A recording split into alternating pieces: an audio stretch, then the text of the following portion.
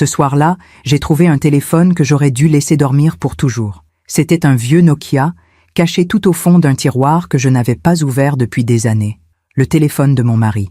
Mon Théodore, fallécido il y a 6 ans déjà. Je l'ai branché juste pour revoir son visage sur quelques photos, pour entendre peut-être le son de sa voix sur un vieux message, pour me souvenir des jours heureux. Mais quand l'écran s'est allumé, il y avait une notification, un message non lu, reçu il y a 3 jours. 3 jours. Mon cœur s'est arrêté. Elle ne sait toujours rien. Continue selon le plan. J'ai relu ces mots 10 fois, 20 fois.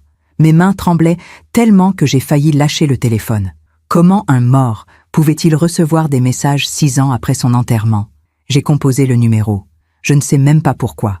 Peut-être par colère, peut-être par peur, peut-être parce qu'après 69 ans de vie, on finit par vouloir la vérité, même quand elle fait mal. La sonnerie a résonné 1 fois, 2 fois, puis une voix d'homme a répondu. Une voix que je connaissais très bien, le docteur Renaud Marvaux, le cardiologue de Théodore. Et quand j'ai entendu ces mots, il m'avait promis que vous ne sauriez jamais. Tout est devenu noir. Je me suis réveillée sur le carrelage froid de ma cuisine, le téléphone encore serré dans ma main. Je m'appelle Odette Chastain. J'ai 69 ans et je vis seule dans un appartement du 15e arrondissement de Paris depuis la mort de mon mari. Enfin, depuis ce que je croyais être sa mort. Pendant 42 ans, j'ai été l'épouse de Théodore Chastain, architecte respecté, homme élégant et discret. Nous avions une vie tranquille, bourgeoise, sans éclat mais sans drame. Ou du moins, c'est ce que je croyais. Jusqu'à ce soir de novembre où j'ai ouvert ce tiroir. Et où j'ai compris que j'avais passé 6 ans à pleurer un fantôme.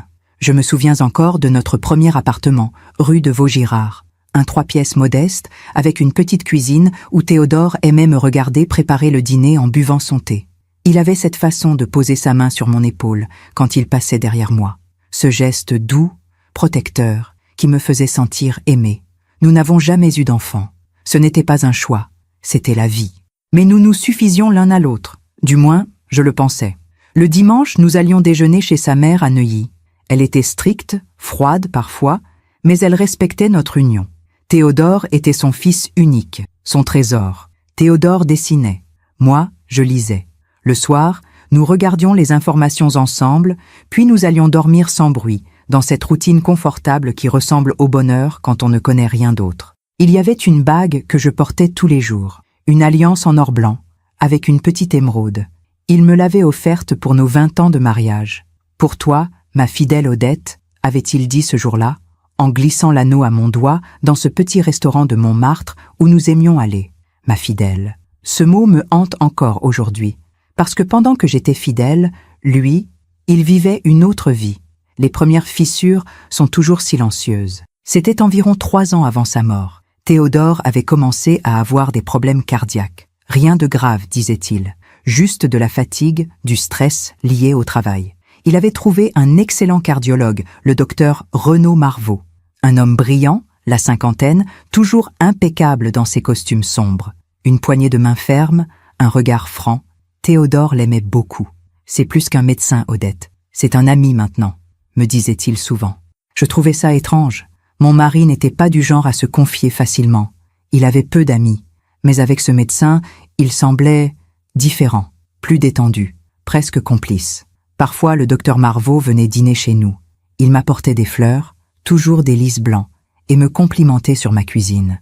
Il avait ce sourire poli, professionnel, qui ne laissait rien transparaître. Et moi, naïve, je servais le Bordeaux en les écoutant parler de voyages, de musique, de restaurants à la mode. Ils riaient ensemble, comme 2 vieux complices. Un soir, en rangeant le manteau de Théodore, j'ai trouvé un bout de papier froissé dans sa poche, une adresse que je ne connaissais pas, un code d'immeuble et un horaire griffonné à la hâte. Jeudi, 15 heures. Quand je lui ai demandé ce que c'était, il a souri sans me regarder vraiment. « Oh, ça, c'est pour un rendez-vous médical. » Le docteur Marvaux me fait des examens complémentaires dans une clinique privée à Boulogne. Rien d'inquiétant, ma chérie, juste de la prévention. J'ai hoché la tête. Je l'ai cru. Je l'ai toujours cru. Parfois, on fait confiance à ceux qui ne la méritent pas. Et vous, avez-vous déjà été déçu par quelqu'un que vous aimiez? Racontez-moi votre histoire dans les commentaires. J'aimerais vous lire. Mais cette nuit-là, en me retournant dans le lit, j'ai senti quelque chose dans mon ventre. Une petite voix qui murmurait « Quelque chose ne va pas ». Je l'ai ignoré. Comme on ignore toujours les premières alertes, parce qu'on préfère croire que tout va bien, parce que la vérité fait trop peur. Quelques semaines plus tard, Théodore a commencé à partir plus souvent. Rendez-vous médical, examen de routine. Le docteur Marvaux veut surveiller mon cœur de près. Toujours le jeudi, toujours à 15 heures, et il revenait différent, plus léger, presque heureux. Je me disais qu'il devait être soulagé, que les résultats étaient bons. Aujourd'hui, je sais qu'il revenait d'ailleurs, d'une autre maison, d'une autre femme, d'une autre vie, une vie où je n'existais pas. Quand je me suis relevé du sol, j'avais mal partout, pas seulement au corps, partout à l'intérieur. J'ai regardé le téléphone posé sur la table, cet objet que j'avais cru inoffensif, ce Nokia gris anthracite que Théodore gardait toujours dans sa poche de veste. Il m'avait promis que vous ne sauriez jamais. Ces mots tournaient dans ma tête comme une prière à l'envers. J'ai rappelé le numéro, 1 fois, 2 fois, 10 fois. Personne n'a décroché. Le docteur Marvaux savait que j'avais découvert quelque chose. Et maintenant, il se cachait. Je me souviens de notre dernière année ensemble, celle avant sa mort supposée. C'était l'année où Théodore était devenu quelqu'un d'autre. Il rentrait tard le soir, avec ce parfum différent sur sa veste. Pas du parfum de femme. Non, c'était plus subtil que ça. C'était l'odeur d'une autre maison, d'un autre savon, d'une autre vie. Il ne me regardait plus vraiment quand il me parlait. Ses yeux glissaient toujours ailleurs, vers la fenêtre, vers son téléphone, vers un endroit où je n'étais pas. « Tu sembles fatigué », lui disais-je parfois. « C'est le cœur, ma chérie. Le docteur Marvaux dit que je dois me ménager. » Toujours cette excuse, toujours ce médecin. Un jeudi après-midi, c'était toujours le jeudi, j'ai décidé de le suivre. Je sais, c'est mesquin, c'est indigne d'une femme de mon âge, de mon éducation. Mais j'avais besoin de savoir. J'ai pris le métro jusqu'à Boulogne, l'adresse que j'avais trouvée sur le papier froissé. Un immeuble haussmannien, élégant, avec des balcons en fer forgé et des volets bleu nuit. Ce n'était pas une clinique, c'était un immeuble résidentiel. J'ai attendu sur le trottoir d'en face, caché derrière un kiosque à journaux. Je me sentais ridicule, une vieille femme qui espionne son mari comme dans un mauvais roman. Et puis je l'ai vu sortir, Théodore, mais pas seul. Il tenait la main d'une petite fille. Elle devait avoir 7 ou 8 ans, des cheveux châtains en natte, un cartable rose sur le dos. Elle riait, et lui aussi. Pendant que je raconte tout cela, je me demande d'où vous m'écoutez. Écrivez le nom de votre ville en commentaire. Derrière eux, une femme est apparue. La trentaine, peut-être 40 ans. Belle, blonde, avec ce genre d'élégance naturelle qui ne demande aucun effort. Elle a embrassé Théodore sur la joue. Pas comme on embrasse un ami, comme on embrasse quelqu'un qu'on attend tous les jours. Ils sont montés tous les trois dans une voiture, une Audi grise que je ne connaissais pas. Et ils sont partis. Moi, je suis resté là, debout, paralysé. Le monde tournait autour de moi, mais je ne bougeais plus. Je n'ai rien dit ce soir-là quand Théodore est rentré. Ni le lendemain, ni la semaine suivante. Je ne savais pas quoi dire, comment dire, par où commencer. Alors j'ai fait ce que j'ai toujours fait. J'ai continué. J'ai préparé le dîner, j'ai souri, j'ai posé ma main sur la sienne comme avant, mais à l'intérieur, quelque chose s'était brisé. 3 mois plus tard, un matin de février, le téléphone a sonné. C'était le docteur Marvaux. Sa voix tremblait légèrement. Professionnelle, mais émue. « Madame Chastain, je suis navrée. Théodore a eu un arrêt cardiaque ce matin à la clinique. Nous avons tout fait pour le réanimer, mais le reste, je ne l'ai pas entendu. Le combiné m'a échappé des mains. Théodore était mort. Mon mari était mort. Les obsèques ont eu lieu 1 semaine plus tard. Crémation, comme il l'avait demandé dans ses papiers. Il ne voulait pas de cercueil, m'avait expliqué le docteur Marvaux en me serrant la main, le regard fuyant. Il me l'avait dit plusieurs fois. J'ai hoché la tête. J'ai tout accepté. Parce qu'on accepte tout quand on est en état de choc. Le docteur Marvaux était là, au crématorium, debout au fond de la salle, les mains jointes, le visage grave. Il m'a regardé une seule fois. Et dans ce regard, aujourd'hui, je le sais, il y avait de la culpabilité. Pas celle d'un médecin qui a perdu un patient. Celle d'un complice qui a trahi une femme. Pendant 6 ans, j'ai porté le deuil. J'ai porté cette alliance en or blanc avec son émeraude. Tous les jours, j'ai rangé ses vêtements, ses livres, ses dessins. J'ai gardé son parfum dans la salle de bain pour sentir son odeur de temps en temps. J'ai pleuré, seul, la nuit, en silence, parce que c'est ce qu'on fait quand on perd quelqu'un. Sauf que je n'avais rien perdu. Théodore m'avait quitté. Il avait choisi de disparaître, de me faire croire qu'il était mort, pour pouvoir vivre ailleurs, avec elle, avec cette petite fille, avec une vie qui n'était pas la nôtre. Et le docteur Marveau l'avait aidé. Il avait signé un faux certificat de décès. Il avait organisé cette comédie macabre. Pour de l'argent? Par amitié? Par pitié? Je ne sais pas encore, mais je vais le découvrir. Cette nuit-là, je n'ai pas dormi. J'ai passé des heures assise dans le salon, les rideaux tirés, la lumière éteinte, le téléphone de Théodore posé sur mes genoux comme une bombe qui pourrait exploser à tout moment. Dehors, Paris dormait. Mais moi, je ne pouvais pas fermer les yeux. Chaque fois que j'essayais, je revoyais cette scène. Théodore sortant de cet immeuble, la petite fille, la femme blonde, leur rire, et cette voix au téléphone.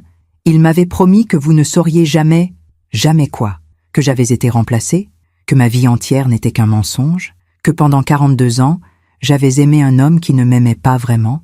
À 6 heures du matin, j'ai pris une décision.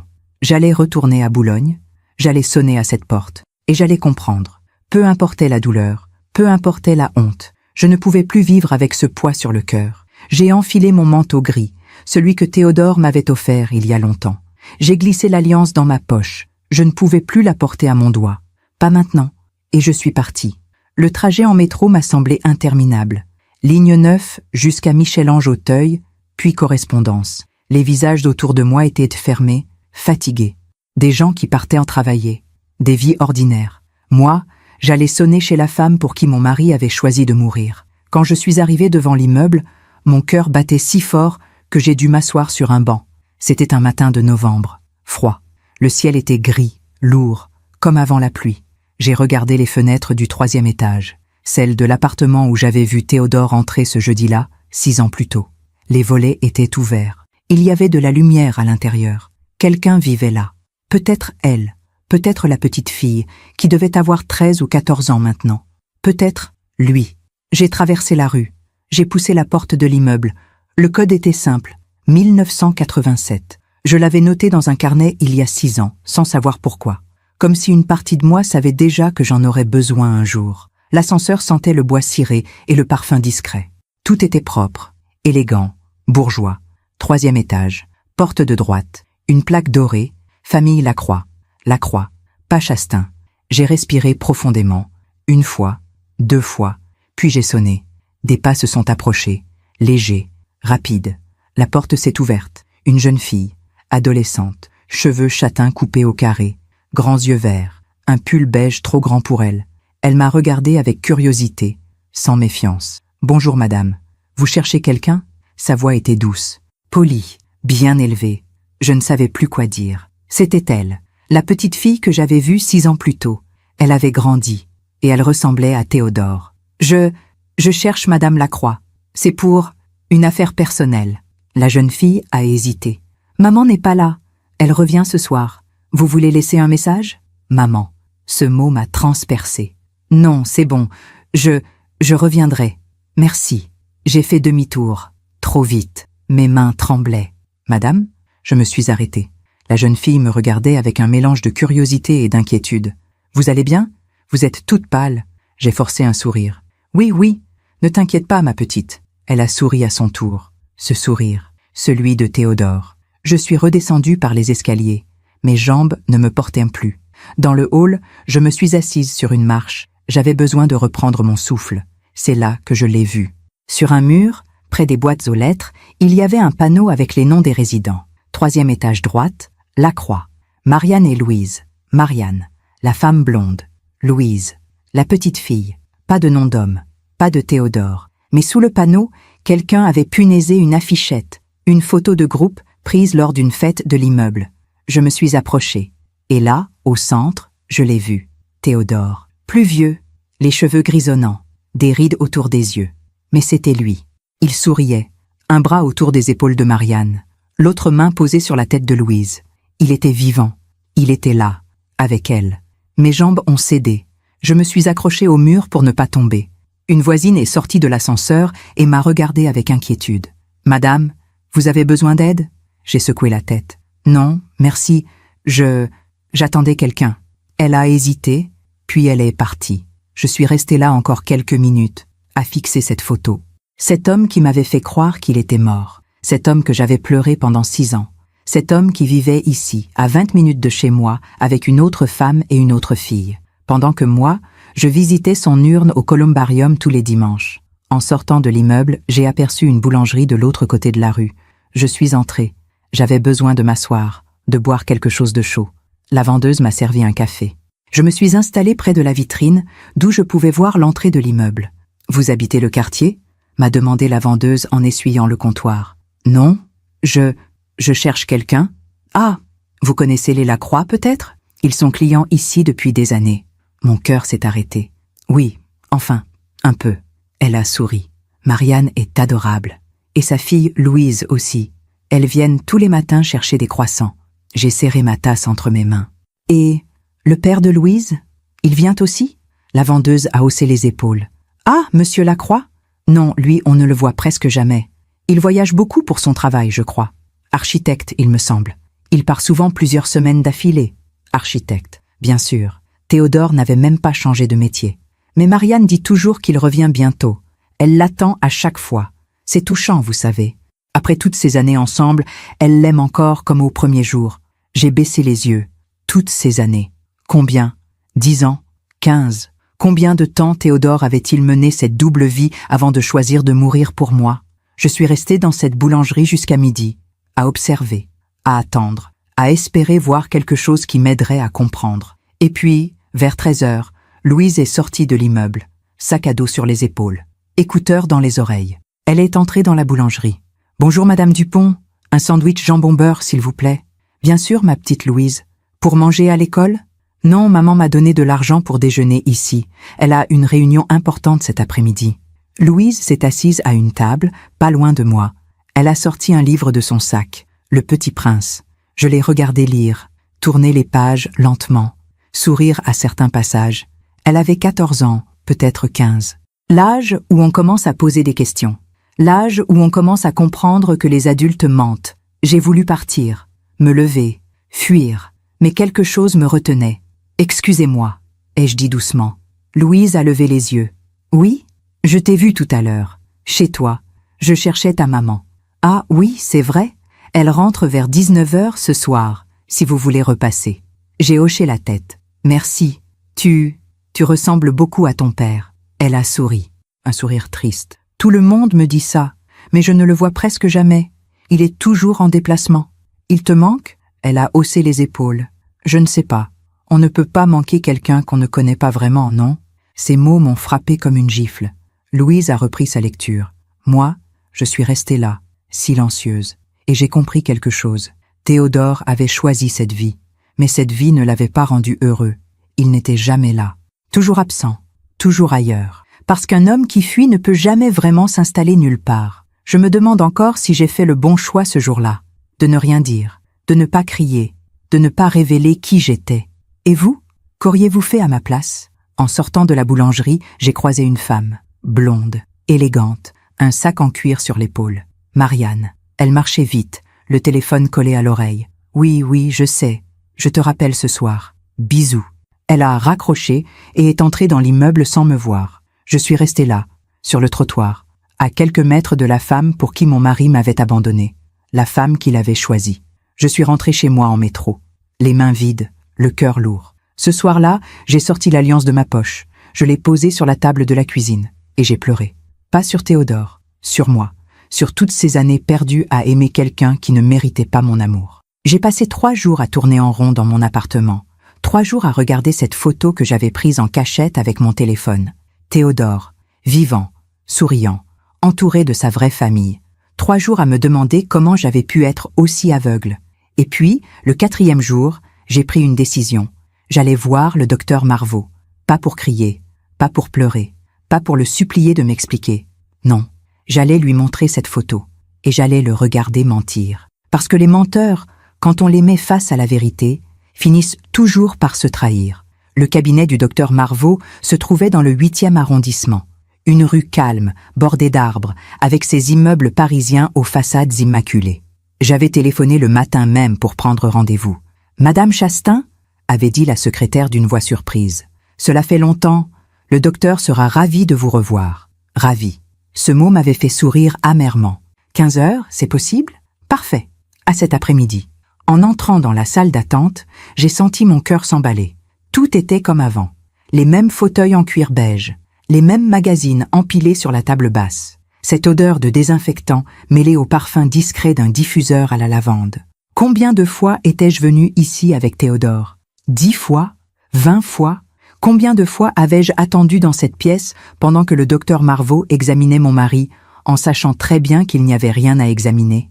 La secrétaire m'a souri. « Madame Chastain, le docteur va vous recevoir dans quelques minutes. Asseyez-vous, je vous en prie. » Je me suis assise. J'ai croisé les mains sur mes genoux pour qu'elles cessent de trembler. Sur le mur, il y avait des diplômes encadrés. Des photos du docteur Marveau serrant la main de personnalités lors de congrès médicaux. Un homme respecté, respectable. Un homme qui avait aidé mon mari à me détruire. La porte du cabinet s'est ouverte. Madame Chastain. Le docteur Marveau se tenait sur le seuil.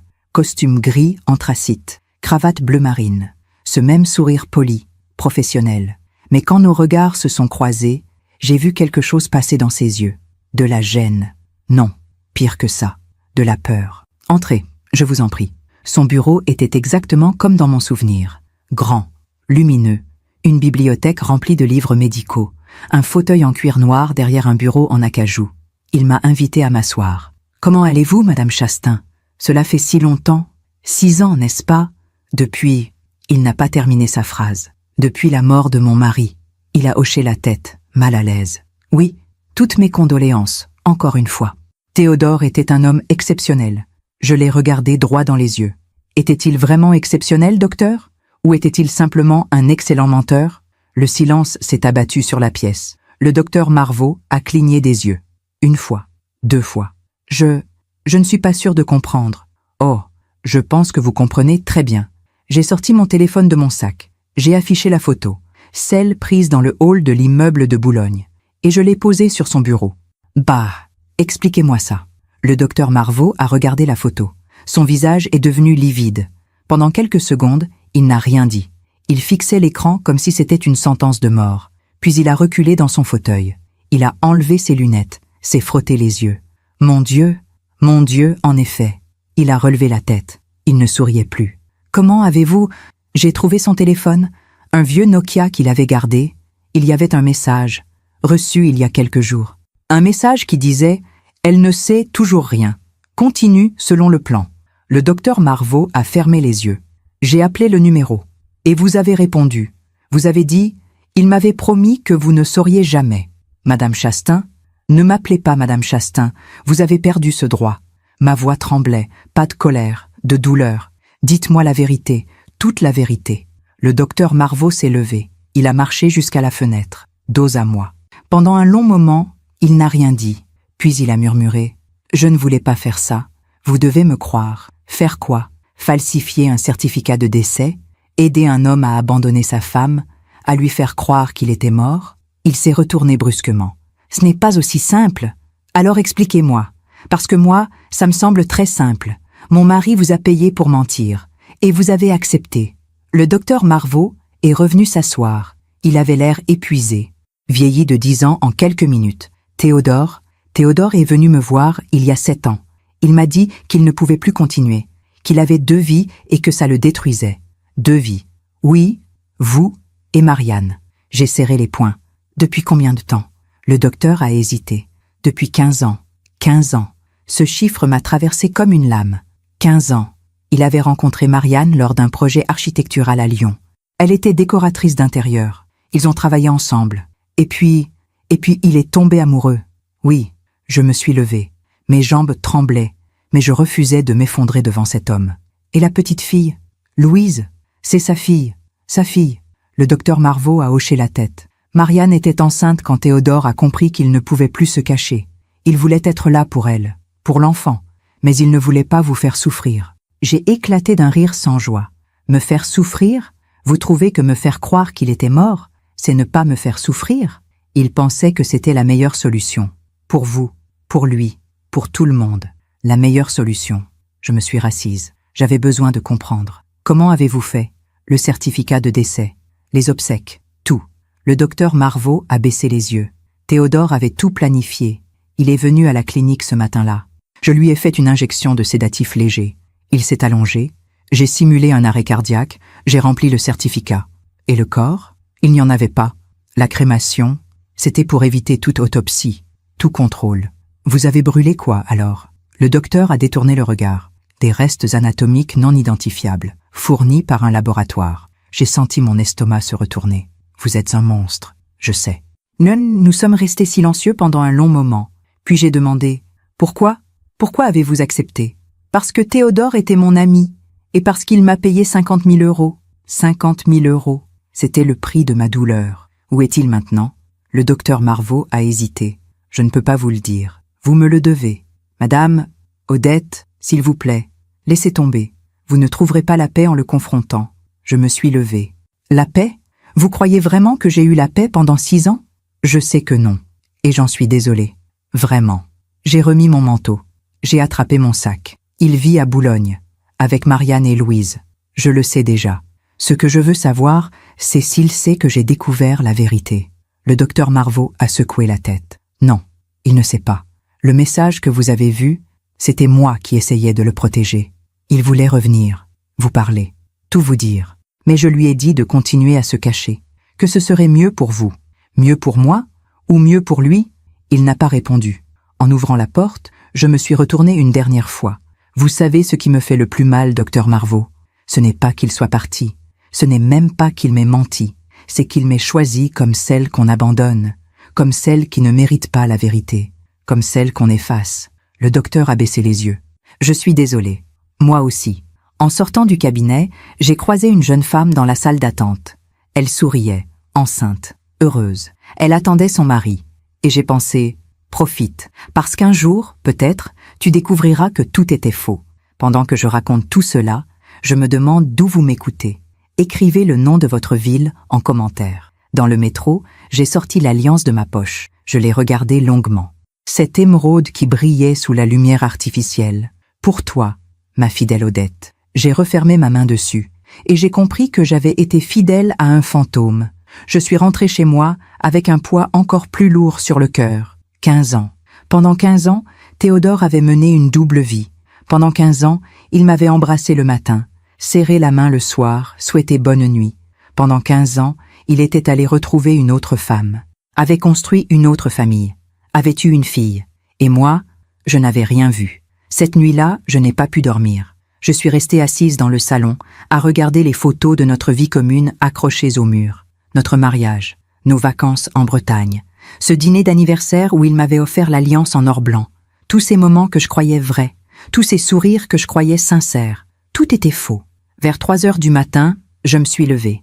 J'avais besoin de comprendre, de trouver des preuves, des indices que j'aurais manqués. Je suis allée dans notre chambre, ma chambre maintenant, et j'ai ouvert l'armoire. Les vêtements de Théodore étaient toujours là. Je n'avais jamais eu le courage de les donner.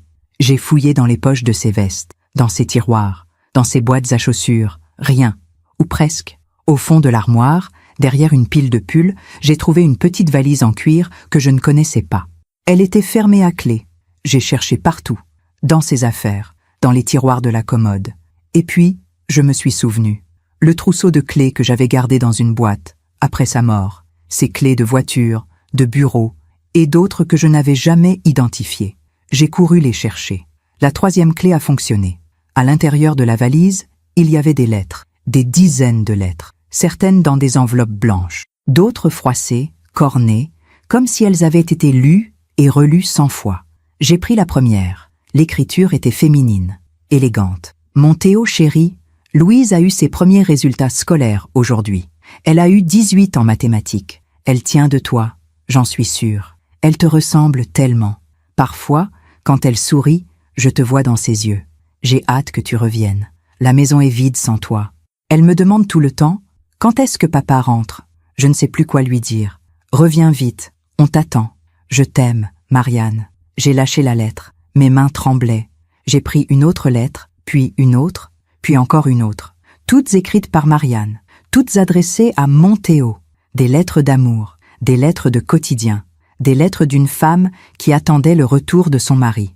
Louise a perdu sa première dent aujourd'hui. Elle était tellement fière. Elle l'a mise sous son oreiller pour la petite souris. Tu aurais dû voir son sourire. J'ai trouvé un appartement plus grand à Boulogne. 3 chambres, une pour nous, une pour Louise, et une pour toi, pour ton bureau, pour que tu puisses dessiner quand tu es là. Tu m'as promis qu'un jour, on vivrait ensemble, vraiment ensemble, que tu n'aurais plus à partir. J'attends ce jour, mon amour. J'attends depuis si longtemps. J'ai continué à lire. Lettre après lettre, année après année. Louise qui grandissait, Marianne qui attendait, Théodore qui promettait, et moi qui ne savais rien. Au fond de la valise, il y avait aussi des photos que je n'avais jamais vues. Théodore tenant un bébé dans ses bras, Louise, quelques jours après sa naissance. Théodore à la plage, avec Louise sur ses épaules. Elle devait avoir 4 ou 5 ans. Théodore et Marianne, enlacés devant un sapin de Noël. Ils souriaient. Ils avaient l'air heureux. Et puis j'ai trouvé une enveloppe différente, plus épaisse, scellée avec de la cire rouge. Dessus, écrit à l'encre noire, « Pour Odette, si elle trouve cette valise ». Mon cœur s'est arrêté. J'ai ouvert l'enveloppe. À l'intérieur, une lettre, de l'écriture de Théodore. « Ma chère Odette, si tu lis ces mots, c'est que tu as découvert la vérité. Et je suis désolée, plus que tu ne pourras jamais l'imaginer. Je sais que rien de ce que je peux écrire ne justifiera ce que je t'ai fait. Mais je veux que tu saches une chose, je ne t'ai jamais détesté. Je ne t'ai jamais méprisé. J'ai juste rencontré quelqu'un, et je suis tombé amoureux. Pas par choix, pas par calcul. Ça m'est arrivé, tout simplement. Au début, j'ai essayé de résister. J'ai essayé de rester fidèle. Mais Marianne, elle était différente. Elle me comprenait. Elle me faisait rire. Elle me donnait quelque chose que je n'avais plus avec toi. Je ne dis pas que c'était de ta faute. Ce n'était la faute de personne. C'était juste la vie. Quand j'ai appris que Marianne était enceinte, j'ai compris que je ne pouvais plus continuer à mentir. Mais je ne pouvais pas non plus te quitter, te dire la vérité, te faire souffrir. Alors j'ai choisi la solution la plus lâche, disparaître. Je sais que tu ne me pardonneras jamais, et je ne te demande pas de le faire. Mais je veux que tu saches que pendant toutes ces années, même quand j'étais avec elle, une partie de moi pensait encore à toi. Tu as été une bonne épouse, Odette, meilleure que je ne le méritais. Je te souhaite d'être heureuse, vraiment heureuse. Sans moi, Théodore. J'ai relu cette lettre 3 fois, 4 fois, 10 fois, et à chaque fois, la colère montait un peu plus. Pas parce qu'il était parti, pas parce qu'il m'avait menti, mais à cause de cette phrase, elle me donnait quelque chose que je n'avais plus avec toi. Comme si c'était ma faute, comme si je ne lui avais pas suffi, comme si 42 ans de mariage, de fidélité, de respect, ne valaient rien face à une rencontre fortuite avec une autre femme. J'ai froissé la lettre dans ma main. J'ai eu envie de la déchirer, de la brûler, de la jeter par la fenêtre, mais je ne l'ai pas fait. Je l'ai reposée dans l'enveloppe, et je l'ai rangée avec les autres lettres, parce que ces mots, aussi douloureux soient-ils, étaient la preuve que Théodore savait exactement ce qu'il faisait, qu'il avait choisi, consciemment, délibérément, et qu'il m'avait sacrifié. Le lendemain matin, j'ai pris une décision. J'allais retourner à Boulogne, mais cette fois, je n'allais pas me cacher, je n'allais pas observer de loin. J'allais sonner à cette porte, et j'allais parler à Marianne, pas pour me venger, pas pour détruire leur vie, mais pour comprendre, pour savoir qui était cette femme qui avait pris ma place, pour savoir ce qu'elle avait que je n'avais pas. J'ai mis mon manteau, le même que la dernière fois. J'ai glissé l'alliance dans ma poche, pas pour la porter, pour me rappeler qui j'étais, Odette Chastain, une femme qui méritait la vérité. Dans le métro, j'ai repensé à toutes ces lettres, à Louise qui grandissait, à Marianne qui attendait, à Théodore qui promettait, et j'ai compris quelque chose. Marianne aussi avait été une victime, peut-être pas comme moi, mais une victime quand même, parce qu'aimer un homme qui appartient à quelqu'un d'autre, c'est accepter de vivre dans l'ombre, et vivre dans l'ombre, ce n'est pas vivre, c'est survivre. Quand je suis arrivée devant l'immeuble de Boulogne, il était 15 heures, le ciel était gris, il bruinait légèrement. J'ai levé les yeux vers les fenêtres du 3e étage. Les volets étaient ouverts. Quelqu'un était là. J'ai respiré profondément. 1 fois, 2 fois. Puis, j'ai poussé la porte de l'immeuble. J'ai monté les escaliers lentement. Chaque marche me semblait plus haute que la précédente. Mes jambes tremblaient. Mon cœur battait si fort que j'avais peur qu'on l'entende depuis l'extérieur. 3e étage. Porte de droite, famille Lacroix. J'ai fixé cette plaque dorée pendant un long moment. Famille. Ce mot que j'avais cru posséder. Ce mot qui m'avait été volé. J'ai levé la main pour sonner. Puis je l'ai rabaissé. Qu'allais-je dire? Comment allais-je me présenter? Bonjour, je suis l'épouse fantôme de votre mari, celle qui l'a enterrée vivante. Non, je devais rester calme, digne. J'ai respiré profondément et j'ai sonné. Des pas, rapides, légers, la porte s'est ouverte. C'était elle, Marianne. Elle était plus belle que sur les photos. La quarantaine, peut-être un peu plus. Cheveux blonds coupés au carré, yeux bleus, un pull en cachemire beige, un jean élégant, pieds nus. Elle avait ce genre de beauté naturelle qui ne demande aucun effort, le genre de beauté que je n'avais jamais eu. Elle m'a regardé avec un sourire poli. « Bonjour, je peux vous aider ?» Sa voix était douce, posée, aucune méfiance. J'ai ouvert la bouche. Aucun son n'en est sorti. « Madame, vous allez bien ?» J'ai hoché la tête. Je m'appelle Odette Chastain. Le sourire de Marianne s'est figé. Elle est devenue blanche. Ses yeux se sont écarquillés. Sa main s'est crispée sur la poignée de la porte. « Odette Chastain ?» Oui. Un silence. Long, pesant, insoutenable. Marianne a reculé d'un pas. Elle a porté une main à sa bouche. « Mon Dieu, vous êtes la femme de Théodore. » Oui. Elle a secoué la tête, comme si elle refusait de croire ce qu'elle entendait. « Mais comment avez-vous trouvé ?» Par hasard. Un vieux téléphone, un message, une photo, et beaucoup de mensonges. Marianne a fermé les yeux. Elle respirait difficilement. Puis elle a rouvert les yeux et m'a regardé avec une expression que je n'attendais pas. De la culpabilité. « Entrez, s'il vous plaît. » L'appartement était exactement comme je l'avais imaginé. Lumineux, élégant, moderne mais chaleureux, des meubles scandinaves, des coussins moelleux sur le canapé, des photos encadrées sur les murs, des photos de Louise, de Marianne et de Théodore, partout. Théodore qui souriait, Théodore qui tenait Louise dans ses bras, Théodore qui embrassait Marianne sur la joue. Une vie, une vraie vie de famille, celle que je croyais avoir eue, mais en mieux, en plus jeune, en plus vraie. Marianne m'a invité à m'asseoir. « Voulez-vous du thé? Du café ?»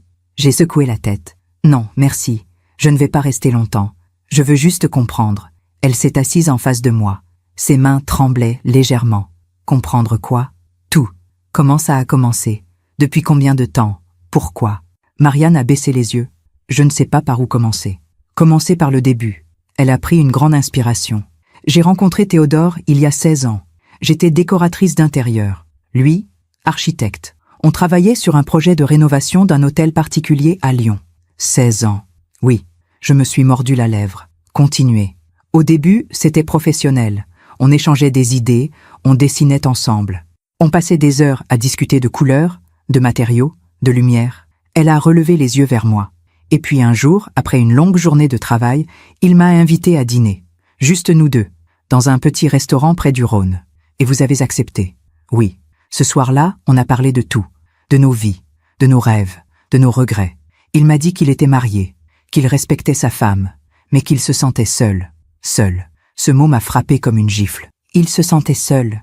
Il disait que vous ne vous parliez plus vraiment, que vous viviez ensemble, mais dans deux mondes différents. J'ai serré les poings. C'est faux. Marianne a baissé les yeux. Peut-être, je ne sais pas. Je ne vous connaissais pas. Je ne connaissais que sa version. Et après ce dîner, on a continué à se voir. D'abord pour le travail, puis pour autre chose. Pour une liaison.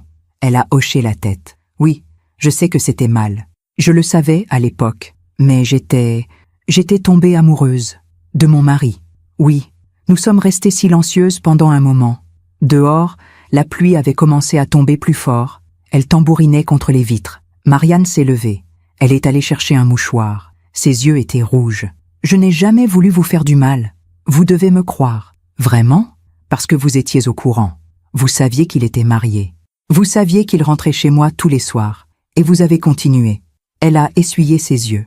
Oui, j'ai continué. Parce que je l'aimais. Et parce qu'il me promettait qu'un jour, il vous quitterait. Qu'un jour, on vivrait ensemble. Vraiment. Et Louise? Marianne a respiré difficilement. Louise est arrivée par accident. Enfin, pas vraiment un accident. Plutôt une surprise. Théodore le savait? Oui, je lui ai dit tout de suite. Et il était heureux. Terrifié, mais heureux. Et il vous a promis quoi? Qu'il allait tout arranger, qu'il allait vous parler, vous dire la vérité, divorcer. J'ai ri amèrement. Mais il ne l'a jamais fait. Non. Pourquoi? Marianne a haussé les épaules. Parce qu'il était lâche. Ce mot, prononcé par elle, m'a surprise. Lâche? Oui. Théodore était un homme merveilleux, attentionné, drôle, intelligent, mais il était incapable de prendre des décisions difficiles. Il préférait fuir, mentir, reporter. Elle s'est rassise. Il vous aimait encore, vous savez. à sa façon. Il ne voulait pas vous faire souffrir. Alors, il a choisi de vivre entre deux mondes, entre vous et moi, entre le devoir et l'amour. Et ça a duré 15 ans. Oui, 15 ans où il partait le jeudi, le week-end parfois, où il me disait « Bientôt, je te promets, bientôt on sera ensemble ». Vous ne lui avez jamais posé d'ultimatum? Marianne a souri tristement. Si, plusieurs fois. Mais à chaque fois, il me suppliait de patienter. Il disait que vous étiez fragile, que vous ne supporteriez pas la séparation. Fragile. J'ai fermé les yeux. Théodore m'avait utilisé comme excuse, comme bouclier, pour continuer à vivre ces deux vies sans jamais choisir. Et puis un jour, il est venu me voir. Il m'a dit qu'il avait trouvé une solution. Quelle solution? Marianne a baissé la voix. Mourir. Je l'ai regardé, incrédule. Oh, il vous a dit qu'il allait simuler sa mort? Oui, il avait tout planifié avec le docteur Marvaux. Un faux arrêt cardiaque, un faux certificat de décès, une crémation rapide. Et vous avez accepté? Elle a secoué la tête. Non, au début j'étais horrifiée. Je lui ai dit que c'était de la folie, qu'on ne pouvait pas faire ça à quelqu'un. Mais il vous a convaincu. Il m'a dit que c'était la seule façon, que vous ne lui donneriez jamais le divorce, que vous l'aimeriez toujours, que la seule manière de vous libérer, c'était de disparaître. Les larmes coulaient maintenant sur mes joues. Je ne les retenais plus. Me libérer? Marianne s'est levée. Elle s'est approchée de moi. Elle a posé une main hésitante sur mon épaule. Je suis désolée, vraiment. Si j'avais su, si j'avais compris à quel point vous souffririez, je me suis écartée. Ne me touchez pas. Elle a reculé, les mains levées. Pardon, je me suis levée. J'avais besoin de bouger, de respirer. Je suis allée jusqu'à la fenêtre. Dehors, la pluie continuait de tomber. Où est-il maintenant? Marianne a hésité. Il n'est pas là. Je le sais. Mais où est-il? En déplacement. Pour le travail. Ne me mentez pas. Pas maintenant. Marianne a soupiré. Il est à Marseille, pour un projet architectural. Il rentre demain soir. Il sait que je sais? Non. Personne ne sait. À part le docteur Marvaux. Et maintenant, vous. Je me suis retournée vers elle. Comment vivez-vous avec ça? Avec ce mensonge? Marianne a baissé les yeux. Difficilement. Tous les jours, je me dis que quelqu'un va découvrir la vérité, qu'on va frapper à la porte, que tout va s'effondrer. Et Louise, elle sait? Non. Elle croit que son père voyage beaucoup, qu'il est souvent en déplacement. Elle ne sait pas qu'il avait une autre vie. Vous lui avez volé un père. Marianne a relevé la tête brusquement. Quoi? Louise, vous lui avez volé un père présent. Parce que Théodore n'était jamais vraiment là, n'est-ce pas? Toujours entre deux vies, toujours ailleurs. Marianne a ouvert la bouche pour répondre, mais aucun son n'est sorti. Parce que c'était vrai. Je suis revenue m'asseoir. Est-ce qu'il est heureux? Marianne a cligné des yeux. Pardon? Théodore. Est-ce qu'il est heureux ici? Avec vous? Avec Louise? Est-ce que ça valait le coup de détruire ma vie? Marianne a pris son temps pour répondre. Je ne sais pas. Parfois, oui. Quand on est tous ensemble. Quand Louise rit. Quand on dîne en famille. Il sourit. Il a l'air apaisé. Et parfois, je le vois regarder par la fenêtre, perdu dans ses pensées. Et je sais qu'il pense à vous, à ce qu'il a fait, à ce qu'il a laissé derrière lui. Il regrette, je pense, mais il ne le dira jamais, parce qu'admettre qu'il regrette, ce serait admettre qu'il a fait tout ça pour rien. Nous sommes restées silencieuses pendant un long moment. La pluie tambourinait toujours contre les vitres. Quelque part dans l'appartement, une horloge sonnait 16 heures. « Qu'allez-vous faire maintenant ?» a demandé Marianne d'une voix tremblante. « Je ne sais pas. Vous allez le dénoncer? Aller voir la police ?» J'ai réfléchi. Honnêtement, je ne savais pas. Je pourrais. Faux et usage de faux. Fraude à l'assurance, peut-être. Théodore et le docteur Marvaux iraient en prison. Marianne est devenue livide. S'il vous plaît, pensez à Louise. Elle n'a rien fait. Moi non plus. Je n'avais rien fait. Je me suis levée. Je ne sais pas ce que je vais faire, mais je ne suis pas venue ici pour détruire votre vie. Je suis venue pour comprendre. Et vous comprenez? J'ai réfléchi. Oui. Je comprends que vous l'aimiez. Je comprends qu'il vous aimait. Je comprends même qu'il ait eu peur de me dire la vérité. J'ai marqué une pause. Ce que je ne comprends pas, c'est pourquoi il m'a fait croire qu'il était mort. Pourquoi il ne m'a pas simplement dit « Odette, je suis tombé amoureux de quelqu'un d'autre. Je veux divorcer. » Marianne a secoué la tête. Parce qu'il pensait que vous ne survivriez pas. Il m'a dit que vous l'aimiez tellement que la séparation vous tuerait. Alors, il a préféré vous faire croire qu'il était mort. Comme ça, vous pourriez faire votre deuil et passer à autre chose. Faire mon deuil. J'ai ri. un rire sans joie. Pendant 6 ans, j'ai porté le deuil d'un homme qui mangeait des croissants à Boulogne. Pendant 6 ans, j'ai pleuré devant une urne vide. Pendant 6 ans, j'ai cru que j'étais veuve. Marianne a baissé les yeux. Je suis désolée. Arrêtez de dire ça. Mais je le suis, vraiment. Si j'avais su que ça vous ferait autant souffrir, vous auriez fait quoi? Refuser de le voir? Renoncer à lui? Elle n'a pas répondu. Parce qu'on connaissait toutes les deux la réponse. Non, elle ne l'aurait pas fait. Parce qu'on ne renonce pas à l'amour, même quand on sait que c'est mal. Je me suis dirigée vers la porte. Attendez. Je me suis retournée. Marianne s'est approchée. Elle a fouillé dans un tiroir et en a sorti une enveloppe. Tenez, c'est pour vous. Théodore l'a écrite il y a quelques mois. Il m'a dit de vous la donner si jamais vous découvriez la vérité. J'ai pris l'enveloppe. Mes mains tremblaient. Qu'est-ce que c'est? Une lettre. D'excuses, je suppose. Je ne l'ai pas lue. C'est privé. J'ai glissé l'enveloppe dans mon sac. Merci. Odette, je me suis arrêtée. Oui, pour ce que ça vaut, vous êtes une femme forte, plus forte que moi. Si j'avais été à votre place, je ne sais pas si j'aurais eu le courage de venir ici, de me confronter à tout ça. J'ai souri tristement. Ce n'est pas du courage, c'est de la nécessité. J'avais besoin de comprendre, pour pouvoir avancer. Et, vous pensez que vous pourrez? Avancer? J'ai réfléchi. Honnêtement, je ne savais pas. Je ne sais pas, mais je vais essayer. En sortant de l'immeuble, j'ai senti le poids de l'enveloppe dans mon sac. Une autre lettre de Théodore. Encore des excuses, encore des justifications. Je ne savais pas si j'avais envie de la lire, mais je savais que je le ferais, tôt ou tard. Parce que même après tout ça, même après toute cette douleur, une partie de moi voulait encore l'entendre. Je suis rentrée chez moi sous la pluie. Je n'ai pas pris le métro. J'ai marché, longtemps, sans but précis, juste pour sentir l'eau froide sur mon visage, pour me sentir vivante. L'enveloppe pesait lourd dans mon sac, comme une bombe à retardement.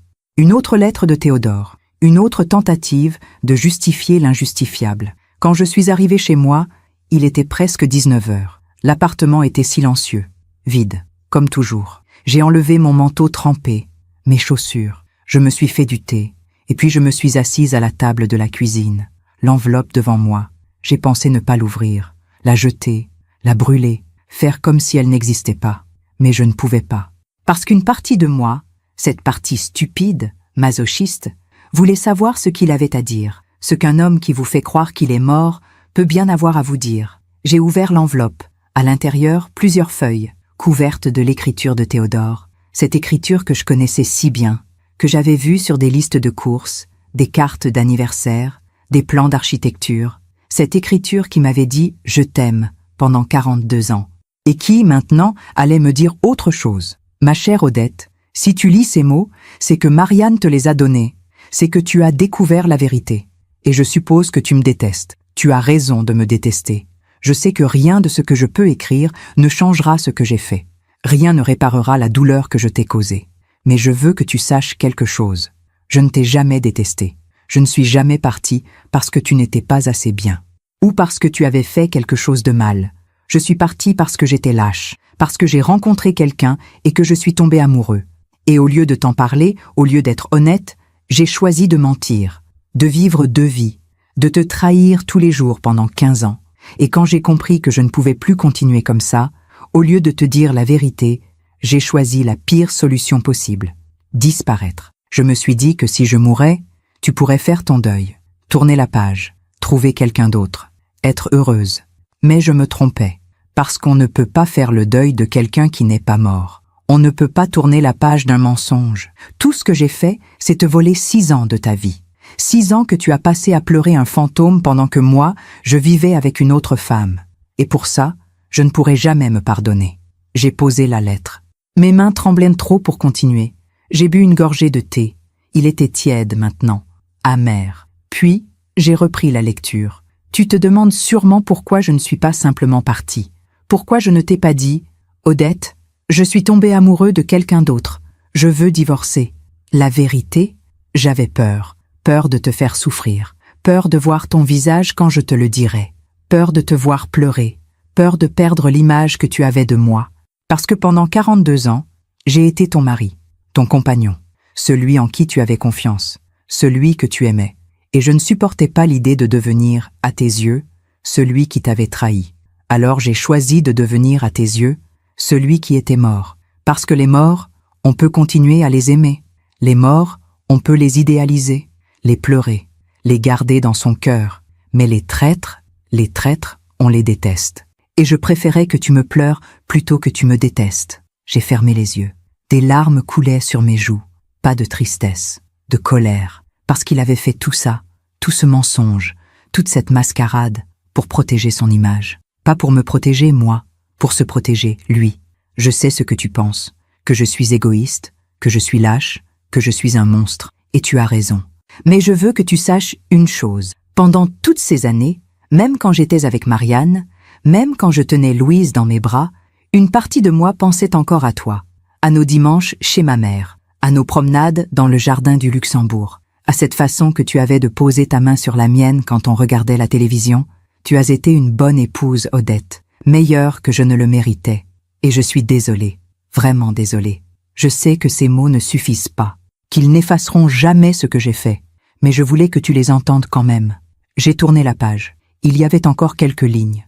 Maintenant que tu sais la vérité, tu as un choix à faire. Tu peux me dénoncer, aller voir la police, leur dire que j'ai falsifié ma mort. Le docteur Marvaux et moi, on ira en prison. Marianne perdra tout. Louise découvrira qui est vraiment son père, et tu auras ta vengeance.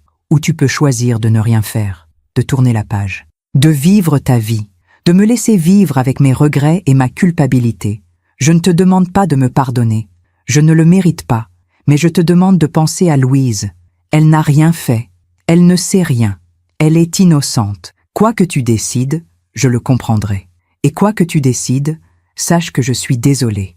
Pour toujours, Théodore. J'ai reposé la lettre sur la table. Je suis restée là, immobile, pendant un long moment. Dehors, la nuit était tombée. Paris s'était endormi. Mais moi, je ne dormais pas. Je réfléchissais. Théodore me demandait de choisir entre la vengeance et le pardon, entre la justice et la compassion, entre détruire sa nouvelle vie ou le laisser vivre avec sa culpabilité. Mais ce n'était pas aussi simple, parce qu'il ne s'agissait pas seulement de lui. Il y avait Marianne, qui l'avait attendu pendant 15 ans, qui avait cru à ses promesses, qui vivait maintenant avec un homme qui n'était jamais vraiment là.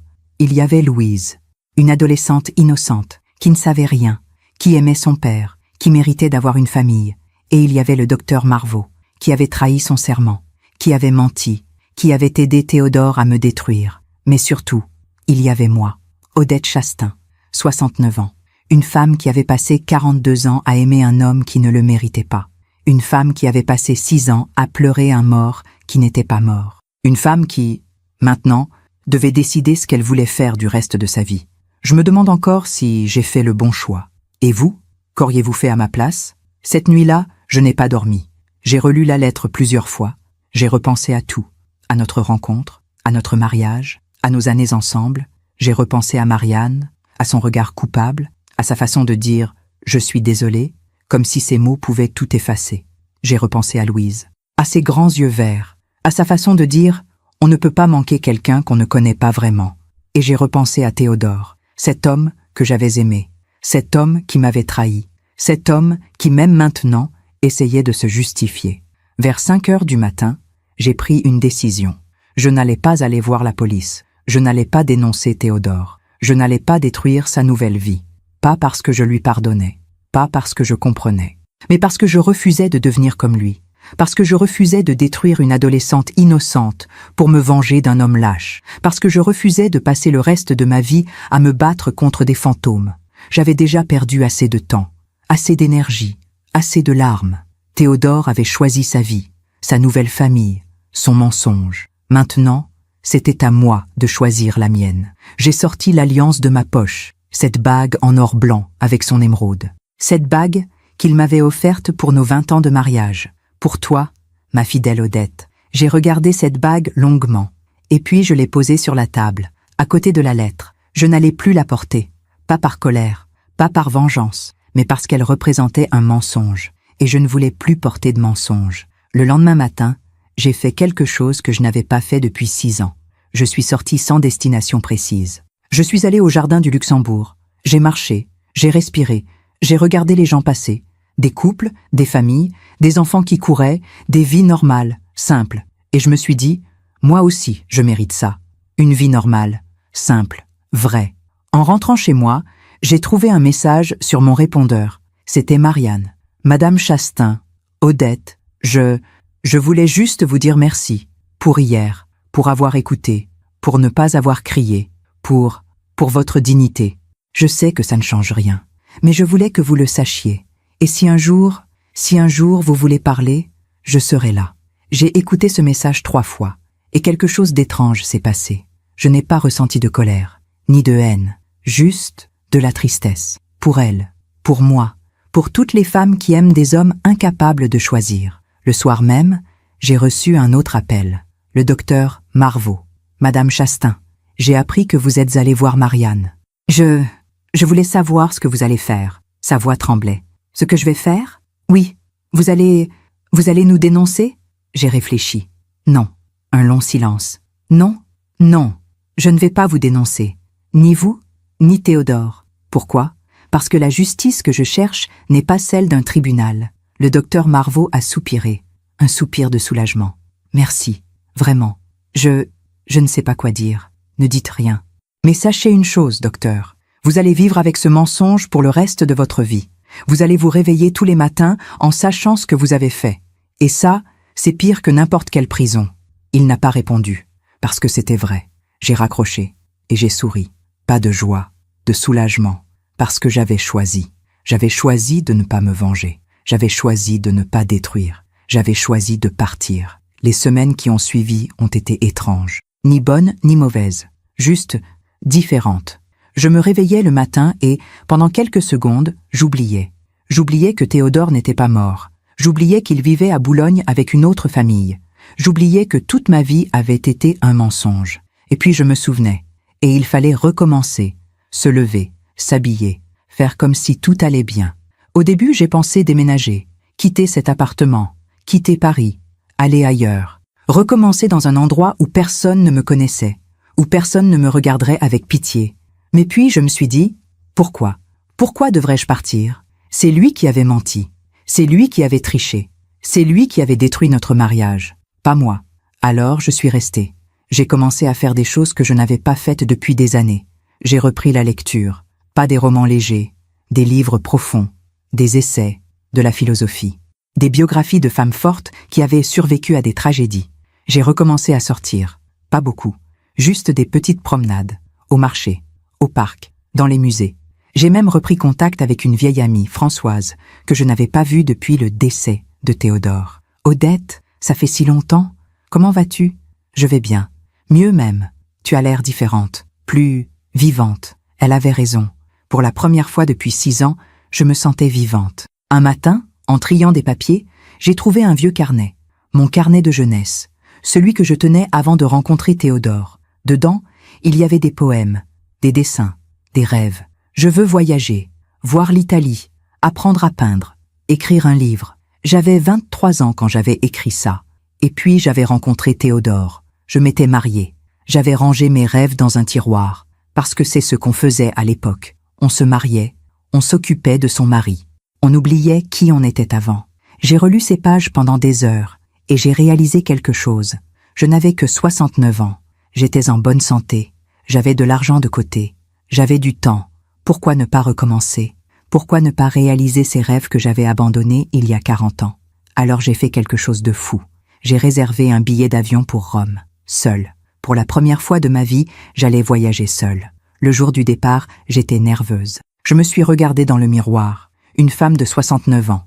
Des rides, des cheveux gris, des mains fatiguées, mais aussi quelque chose de nouveau dans mes yeux. De la détermination, de l'espoir. Rome était magnifique. J'ai marché pendant des heures. Le Colisée, le Vatican, la fontaine de Trévi. J'ai mangé des pâtes dans de petits restaurants. J'ai bu du vin rouge en regardant le coucher de soleil depuis mon balcon d'hôtel. J'ai parlé avec des inconnus, des touristes, des Italiens. Et personne ne me connaissait. Personne ne savait mon histoire. Personne ne me regardait comme la pauvre veuve. J'étais juste Odette, une femme libre. Un soir, assise dans un café près de la Piazza Navona, j'ai repensé à Théodore. Pas avec colère, pas avec tristesse. Juste avec indifférence. Et j'ai compris quelque chose. Je l'avais aimé pendant 42 ans. J'avais pleuré sa mort pendant 6 ans. Mais maintenant, je ne ressentais plus rien. Ni amour, ni haine, ni regret. Juste du vide. Et ce vide, aussi étrange que cela puisse paraître, me libérait. En rentrant à Paris, j'ai pris une autre décision. Je n'allais plus visiter le columbarium. Cette urne vide, ce mensonge de marbre, je n'avais plus rien à faire là-bas. J'ai appelé le cimetière. J'ai demandé qu'on retire l'urne. « Vous êtes sûre, Madame Chastain ?»« Oui, je suis sûre. Et que voulez-vous qu'on en fasse ? Jetez-la. Elle est vide, de toute façon. » Un silence. « Pardon ? Rien. Faites ce que vous voulez. » Quelques jours plus tard, j'ai reçu un appel. Un numéro que je ne connaissais pas. « Allô ? Madame Chastain ?» Une voix de jeune fille. Hésitante, timide. « Oui, c'est Louise. Louise Lacroix. » Mon cœur s'est arrêté. « Louise ? Oui, j'espère que ça ne vous dérange pas que je vous appelle. Maman m'a donné votre numéro. Elle m'a dit que vous étiez venu nous voir. Oui, c'est vrai. » Un long silence. Elle m'a tout raconté. Je ne savais pas quoi dire. Tout ? Oui. Qui vous êtes ? Qui est vraiment mon père ? Ce qu'il a fait. Sa voix tremblait. Je suis désolée. Vraiment, je ne savais pas. Je sais, ce n'est pas ta faute. Je voulais juste vous dire merci. Me remercier ? Pourquoi ? Pour ne pas nous avoir détruites. Maman m'a dit que vous auriez pu aller voir la police, que mon père aurait pu aller en prison, que notre vie aurait pu s'effondrer. Mais vous ne l'avez pas fait. J'ai fermé les yeux. Louise, je ne l'ai pas fait pour ton père. Je l'ai fait pour toi. Parce que tu n'as rien fait de mal. Parce que tu mérites d'avoir une famille. Même si cette famille est construite sur un mensonge. Merci. Elle a hésité, puis, je peux vous poser une question ? Bien sûr. Vous le détestez ? Mon père ? J'ai réfléchi. Non, je ne le déteste pas. Vraiment ? Vraiment. Parce que le détester, ce serait lui donner encore du pouvoir sur moi. Et je ne veux plus. Louise a soupiré. Maman pleure beaucoup ces derniers temps. Depuis que vous êtes venu, elle dit qu'elle se sent coupable, qu'elle vous a volé votre vie. Elle ne m'a rien volé. C'est ton père qui a choisi. Mais elle savait qu'il était marié. Oui, mais l'amour nous fait faire des choses stupides, Louise. Ta mère a aimé un homme qui ne pouvait pas vraiment être à elle. Et maintenant, elle vit avec les conséquences, tout comme moi. Et vous ? Vous allez bien ? Cette question m'a surprise. Personne ne me l'avait posée depuis longtemps. Oui, je vais bien. Mieux qu'avant, en fait. Vraiment ? Oui, parce que maintenant, je sais la vérité. Et la vérité, même quand elle fait mal, c'est toujours mieux que le mensonge. Nous avons parlé encore quelques minutes. Louise m'a raconté ses études, ses rêves, son envie de devenir architecte, comme son père, mais pas pour lui ressembler, pour faire mieux que lui. J'ai souri. Tu feras mieux que lui, Louise. J'en suis sûre. En raccrochant, j'ai senti quelque chose d'étrange dans mon cœur, de la tendresse, pour cette jeune fille que je ne connaissais pas vraiment. Cette jeune fille qui portait le poids des mensonges de son père. Cette jeune fille qui, malgré tout, essayait d'être meilleure que lui. Les mois ont passé. J'ai continué à vivre, à voyager, à découvrir. Je suis allée à Florence, à Venise, à Lisbonne. J'ai pris des cours de peinture. J'ai appris à dessiner. Pas très bien, mais ça m'était égal. J'ai même commencé à écrire. Mon histoire, pour moi, pour ne pas oublier, pour ne plus jamais laisser quelqu'un me mentir. Un jour, en sortant de mon cours de peinture, j'ai croisé une femme, blonde, élégante, un sac en cuir sur l'épaule. Marianne. Nous nous sommes regardés pendant quelques secondes. Elle a baissé les yeux la première. Madame Chastain, Marianne. Je ne savais pas que vous veniez ici. Je prends des cours de peinture, tous les mardis. Elle a hoché la tête. C'est bien. C'est important d'avoir des passions. Nous sommes restés là, debout, mal à l'aise. Puis Marianne a dit, Louise m'a dit qu'elle vous avait appelé. Oui, c'est une jeune fille adorable. Elle vous aime bien. Elle dit que vous lui avez dit qu'elle ferait mieux que son père. Ça l'a beaucoup touchée. C'est la vérité. Marianne a souri tristement. Vous savez, Théodore parle souvent de vous. J'ai haussé un sourcil. Vraiment ? Oui. Il dit qu'il regrette, que s'il pouvait revenir en arrière, il ferait les choses différemment. Mais il ne peut pas. Non. Comment va-t-il ? Ai-je demandé, sans vraiment savoir pourquoi. Marianne a hésité. Pas bien. Il a de vrais problèmes cardiaques maintenant. Le docteur Marvaux lui a dit de ralentir, de se reposer. Mais il continue à travailler, à voyager, à fuir, je suppose. J'ai pensé à cette ironie. Théodore avait simulé une maladie cardiaque, et maintenant, il en avait une vraie. La vie avait son propre sens de la justice. « Je suis désolée », ai-je dit. Marianne m'a regardée, surprise. « Désolée ? Pourquoi ? Parce que vous méritez mieux. Vous méritez un homme qui soit vraiment là, pas un fantôme qui passe sa vie à fuir. Les yeux de Marianne se sont remplis de larmes. Merci. Et Louise mérite un père présent. Je sais, nous nous sommes séparés là, sans promesse de nous revoir, sans fausse amitié. Juste deux femmes qui avaient aimé le même homme, et qui, chacune à leur façon, en payèrent le prix. Ce soir-là, en rentrant chez moi, j'ai regardé l'alliance posée sur mon bureau, cette bague que je n'avais plus portée depuis des mois. J'ai pensé la vendre, la jeter, la donner, mais finalement, je l'ai mise dans une petite boîte, et je l'ai rangée au fond d'un tiroir, pas par nostalgie, pas par regret, mais parce que cette bague faisait partie de mon histoire. Et mon histoire, aussi douloureuse soit-elle, m'avait menée jusqu'ici, jusqu'à cette femme libre, cette femme forte, cette femme qui avait appris que le bonheur ne dépend jamais de quelqu'un d'autre, mais toujours de soi-même. 2 ans ont passé. 2 ans pendant lesquels j'ai vécu plus intensément que pendant les 42 années de mon mariage. J'ai voyagé, j'ai peint, j'ai écrit, j'ai rencontré des gens, j'ai ri, j'ai pleuré, j'ai vécu. Et peu à peu, Théodore est devenu un souvenir lointain, pas douloureux, juste lointain, comme quelque chose qui appartenait à une autre vie, à une autre Odette. Un matin de mars, j'ai reçu un appel. C'était Louise. Madame Chastain? Louise. Bonjour. Comment vas-tu? Sa voix était différente, tendue, inquiète. Je voulais vous prévenir. Mon père, il est à l'hôpital. Mon cœur s'est serré. À l'hôpital? Oui. Il a fait un véritable arrêt cardiaque. Cette fois, ce n'est pas une mise en scène. Je ne savais pas quoi dire. C'est grave? Oui, très grave. Les médecins ne savent pas s'il va s'en sortir. Je suis désolée, Louise. Elle a hésité. Je sais que ça peut paraître étrange, mais maman se demandait si vous voudriez venir, le voir. J'ai fermé les yeux. Voir Théodore. Après 2 ans. Après tout ce qu'il m'avait fait. Pourquoi? Parce qu'il vous demande. Il répète votre nom. Sans arrêt.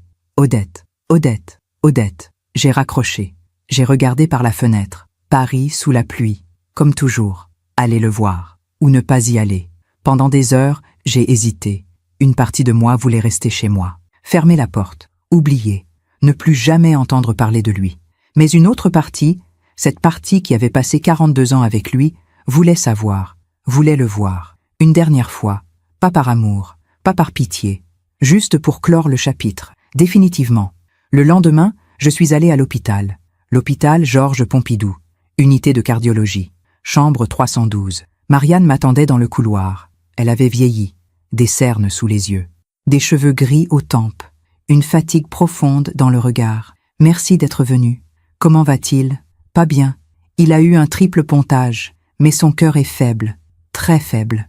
Il sait que je suis là? Oui. Je lui ai dit. Il veut vous voir. Seul. Si vous acceptez. J'ai hoché la tête. D'accord. Marianne m'a conduite jusqu'à la porte de la chambre. Je serai dans la salle d'attente. Prenez votre temps. Elle est partie. Et je suis resté là. Devant cette porte blanche. Mon cœur battait vite. Mes mains tremblaient. J'ai respiré profondément. Et je suis entré. Théodore était allongé dans le lit. Pâle. Amaigri. Des tubes partout. Des machines qui bipaient. Une perfusion. Un masque à oxygène. Il avait l'air si petit. Si fragile.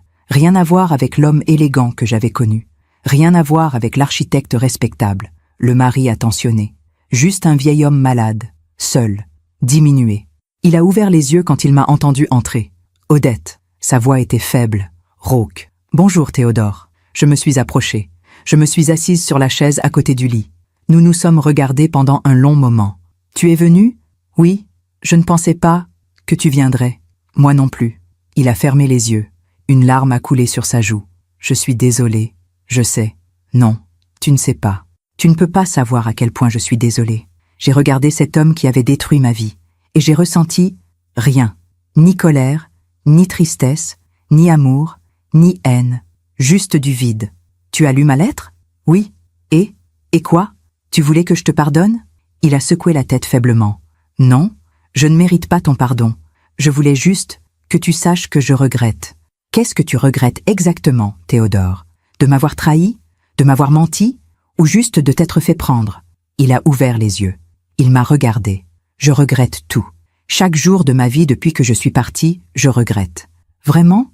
Parce que tu es resté avec Marianne. Tu as élevé Louise. Tu as vécu cette vie que tu voulais. Alors qu'est-ce que tu regrettes vraiment?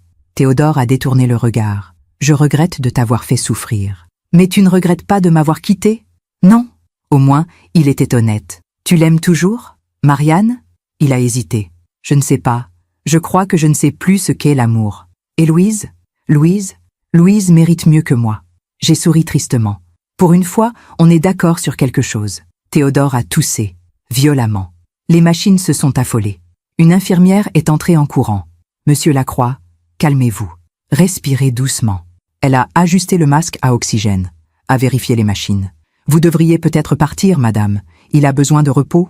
J'ai hoché la tête. Je me suis levé. Théodore a attrapé ma main, faiblement. Odette, attends. Oui? Est-ce que tu as été heureuse? Après? J'ai réfléchi. Oui, plus heureuse que je ne l'ai jamais été avec toi. Il a fermé les yeux. Une autre larme a coulé. Tant mieux. C'est tout ce que je voulais. J'ai retiré ma main. Au revoir, Théodore. Au revoir, Odette. En sortant de la chambre, j'ai croisé Marianne et Louise dans le couloir. Louise pleurait. Marianne la tenait dans ses bras. « Comment est-il » a demandé Marianne. « Faible, mais conscient. Vous devriez aller le voir. » Marianne a hésité. « Il vous a dit quelque chose ?» Il m'a dit qu'il regrettait. « Et vous? Vous lui avez pardonné ?»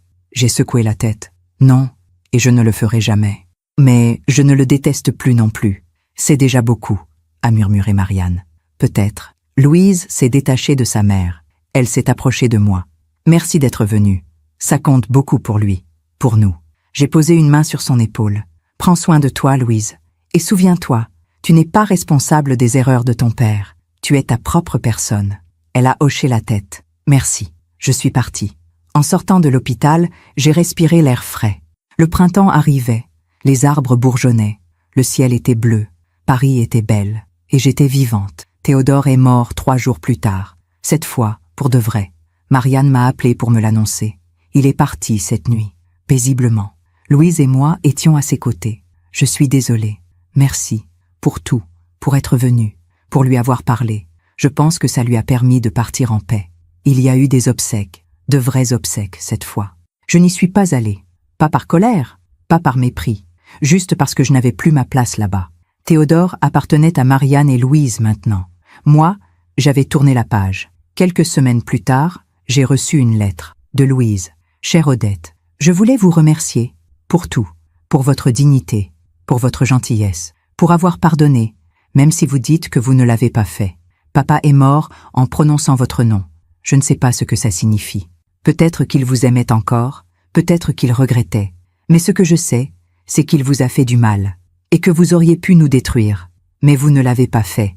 Vous m'avez appris quelque chose d'important, qu'on peut être forte sans être méchante, qu'on peut souffrir sans devenir cruelle. Merci, Louise. » J'ai relu cette lettre plusieurs fois, et j'ai pleuré. Pas sur Théodore, sur cette jeune fille qui avait appris, trop jeune, que les adultes mentent, que les pères abandonnent, que l'amour peut faire mal, mais qui, malgré tout, continuait à croire en la bonté. J'ai rangé cette lettre dans une boîte, à côté de l'Alliance, à côté des photos, tout ce qui restait de cette vie d'avant, cette vie que je n'avais plus, cette vie dont je ne voulais plus. Ce soir-là, je me suis assise sur mon balcon.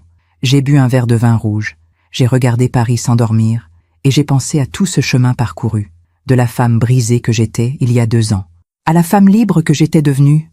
Théodore avait cru que me faire croire qu'il était mort me libérerait.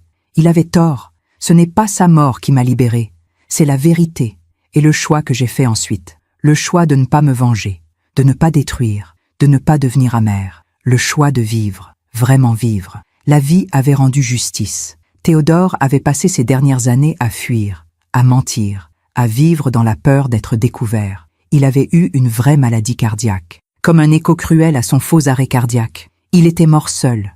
Même entouré de Marianne et Louise, il était seul, parce que personne ne peut vraiment aimer quelqu'un qui ment tout le temps.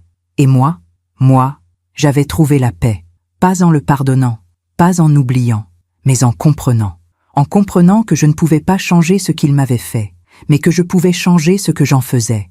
Et j'avais choisi de vivre, de voyager, de rire, de créer, d'aimer à nouveau. Pas un homme, mais la vie, ma vie. Aujourd'hui, j'ai 71 ans. 2 ans se sont écoulés depuis la mort de Théodore. 4 ans depuis que j'ai trouvé ce téléphone, ce message, cette vérité qui a tout changé. Et quand je regarde en arrière, je ne vois plus une victime, je vois une survivante. Ce matin, je me suis réveillée dans mon appartement du 15e arrondissement. Le soleil entrait par la fenêtre, les oiseaux chantaient, Paris était belle. J'ai préparé mon café, j'ai ouvert mon carnet. Et j'ai écrit, comme tous les matins depuis 3 ans. J'écris mon histoire, pas pour la publier, pas pour devenir célèbre, juste pour ne pas oublier la femme que j'étais et la femme que je suis devenue. Il y a quelques mois, j'ai reçu un appel de Marianne. Odette, c'est Marianne. Sa voix était différente, plus légère, presque apaisée. Bonjour Marianne, comment vas-tu? Je vais bien. Mieux. Je voulais te dire quelque chose. Je t'écoute. J'ai vendu l'appartement de Boulogne. Louise et moi, on déménage. À Lyon. À Lyon? Oui, c'est là que j'ai grandi. J'ai besoin de recommencer. Ailleurs, loin de Paris, loin des souvenirs. Je comprends. Et puis, j'ai quelque chose à te donner. Si tu acceptes de me voir, une dernière fois. J'ai hésité. Qu'est-ce que c'est? Quelque chose qui t'appartient. Nous nous sommes retrouvés dans un café près du Luxembourg. Le même café où Théodore m'avait emmené pour notre anniversaire de mariage, il y a des années. Marianne était là, assise près de la fenêtre. Elle avait coupé ses cheveux, elle portait un pull simple. Elle avait l'air libérée. « Merci d'être venue », a-t-elle dit en me voyant. « De rien ». Elle a sorti une enveloppe de son sac, une grande enveloppe Kraft. « Tiens, c'est pour toi. » Qu'est-ce que c'est? Des lettres. De Théodore. Il les avait gardées. Des lettres que tu lui avais écrites. Il y a longtemps, avant qu'il ne me rencontre. J'ai ouvert l'enveloppe. À l'intérieur, il y avait des dizaines de lettres, écrites de ma main, de mon écriture de jeune femme. Mon cher Théodore, je pense à toi tous les jours. J'ai hâte de te revoir. J'ai hâte qu'on se marie. J'ai hâte de commencer notre vie ensemble. Je t'aime, Odette. J'ai parcouru les lettres, une par une. Des lettres d'amour, des lettres d'espoir, des lettres d'une jeune femme qui croyait en l'amour éternel. Une jeune femme que je ne reconnaissais plus. Pourquoi tu me donnes ça? Marianne a baissé les yeux. Parce qu'il les avait gardées, toutes, pendant 40 ans. Il les avait cachées dans une boîte, au fond de son bureau. Il les avait gardées? Oui, je les ai trouvées en rangeant ses affaires. Et j'ai compris quelque chose. Quoi? Marianne a relevé les yeux vers moi. Qu'il ne t'avait jamais vraiment oublié. Qu'une partie de lui t'aimait encore, même après tout. J'ai refermé l'enveloppe. Ça ne change rien. Je sais, mais je voulais que tu le saches. Nous sommes restées silencieuses pendant un moment. Puis Marianne a dit, « Tu sais ce qui est étrange? » Quoi? Pendant 15 ans, j'ai cru que j'étais la femme de sa vie, celle qu'il avait vraiment choisie. Mais maintenant, je comprends qu'il n'a jamais vraiment choisi. Il a juste fui. Et toi, tu regrettes? Marianne a réfléchi. Oui et non. Je regrette la douleur que j'ai causée. À toi, à Louise, à moi-même. Mais je ne regrette pas d'avoir aimé, même si cet amour était impossible, même si cet amour était égoïste. Et Louise? Louise va bien. Elle est forte, plus forte que moi, plus forte que son père. Elle veut devenir architecte, mais elle dit qu'elle construira des maisons pour les gens qui n'en ont pas. Des refuges, des lieux sûrs. J'ai souri. Elle sera meilleure que lui. Elle l'est déjà. Avant de partir, Marianne m'a serré dans ses bras. Merci Odette, pour tout. Pourquoi tu me remercies? Parce que tu m'as appris quelque chose. Quoi? Qu'on peut être blessé sans devenir méchante. Qu'on peut souffrir sans vouloir faire souffrir. Je l'ai regardée partir. Cette femme qui avait été mon ennemie. Cette femme que j'aurais pu détruire. Et j'ai compris qu'elle aussi avait été une victime. Pas comme moi, mais une victime quand même. Victime d'un homme qui ne savait pas choisir, qui ne savait pas aimer vraiment. En rentrant chez moi, j'ai relu les lettres que j'avais écrites à Théodore il y a 40 ans. Et j'ai pleuré. Pas sur lui, sur cette jeune femme que j'étais. Cette jeune femme qui croyait que l'amour suffisait. Cette jeune femme qui avait tout donné. Et qui, en retour, avait reçu des mensonges. Mais j'ai aussi souri. Parce que cette jeune femme avait disparu. À sa place, il y avait moi, Odette. 71 ans. Libre, forte, vivante. Quelques semaines plus tard, j'ai reçu une invitation de Louise. Chère Odette, je soutiens mon projet de fin d'études à l'école d'architecture le 23 mai. J'aimerais beaucoup que vous soyez là, parce que vous m'avez inspirée, plus que vous ne le pensez. Affectueusement, Louise. J'y suis allée. L'école était magnifique, moderne, lumineuse. Louise était sur scène. Elle présentait son projet. Un centre d'accueil pour femmes victimes de violences, avec des espaces lumineux, des jardins, des lieux de sécurité et de paix. Ce projet est dédié à toutes les femmes qui ont souffert en silence, à toutes les femmes qui ont été trahies, à toutes les femmes qui ont trouvé la force de se reconstruire. En disant ces mots, elle m'a regardé, et j'ai compris. Elle parlait de moi, mais aussi de sa mère, et de toutes les femmes qui, comme nous, avaient aimé des hommes imparfaits. Après la présentation, Louise est venue me voir. « Merci d'être venue. Ton projet est magnifique. J'espère qu'un jour il sera construit. Pour de vrai. Il le sera. J'en suis sûre. Vous savez, » a dit Louise en hésitant, « maman m'a raconté toute l'histoire, tout ce que papa vous a fait, tout ce que vous auriez pu nous faire, mais vous ne l'avez pas fait. Non. Pourquoi ? J'ai réfléchi. Parce que la vengeance ne répare rien. Elle ne fait que créer plus de douleur, et j'avais déjà assez souffert. Vous êtes quelqu'un de bien. » J'ai souri. Non, je suis juste quelqu'un qui a choisi de ne pas laisser la douleur me transformer en quelqu'un de mauvais. Ce soir-là, en rentrant chez moi, j'ai repensé à tout ce chemin. De la femme brisée qui avait trouvé un téléphone, à la femme libre qui assistait au projet de fin d'études de la fille de son mari, la fille de l'homme qui l'avait trahie, la fille qui pourtant la considérait comme un modèle. La vie est étrange. Parfois, elle nous donne ce qu'on attend. Parfois, elle nous donne ce qu'on mérite. Et parfois, elle nous donne exactement ce dont on a besoin pour devenir qui on doit être. Aujourd'hui, quand je me regarde dans le miroir, je vois une femme différente. Pas plus jeune, pas plus belle, mais plus forte, plus libre, plus vraie. J'ai vendu l'alliance, pas par colère, pas par dépit, mais parce que je n'en avais plus besoin. Avec l'argent, j'ai acheté un billet d'avion pour le Japon, un pays que j'ai toujours voulu visiter, mais que Théodore trouvait trop loin. Maintenant, plus rien n'est trop loin. Je prends des cours de japonais. Je dessine, je peins, j'écris. J'ai même rencontré quelqu'un. Pas un mari, pas un amant, juste un ami. Un homme de 75 ans, veuf lui aussi, qui comprend la solitude, qui comprend la trahison, qui comprend qu'on peut recommencer même à notre âge. Nous prenons le thé ensemble tous les mardis. Nous parlons de tout, de rien, de la vie, de la mort, de l'amour. Tu crois qu'on peut vraiment pardonner ? M'a-t-il demandé un jour. Je ne sais pas, mais je crois qu'on peut accepter et avancer. C'est déjà beaucoup. Oui, c'est déjà beaucoup. Il y a quelques jours, je suis retournée au columbarium. Pas pour Théodore, son urne n'y est plus, mais pour moi, pour dire au revoir à la femme que j'étais, à celle qui croyait que son mari était mort, à celle qui portait le deuil d'un fantôme, à celle qui pensait qu'elle ne survivrait jamais. Je me suis assise sur un banc. J'ai regardé les tombes, les noms, les dates, et j'ai pensé à tous ces morts et à tous ces vivants qui leur survivent. Théodore n'est plus ici, mais moi, oui, et c'est tout ce qui compte. Avant de partir, j'ai laissé une petite pierre sur le banc, pas sur sa tombe. Il n'en a plus, juste une pierre, un symbole, un adieu. En marchant vers la sortie, j'ai croisé une femme, une jeune femme, la trentaine peut-être. Elle pleurait devant une tombe. Je me suis arrêtée. Ça va aller. Elle a levé les yeux vers moi. Comment vous pouvez savoir ? Parce que j'ai survécu. Survécu à quoi ? À la trahison, à la douleur, à la perte. Elle m'a regardée comme si je venais de dire quelque chose d'important. Et comment vous avez fait ? J'ai choisi de vivre, vraiment vivre, pas juste exister. Elle a essuyé ses larmes. Merci. De rien.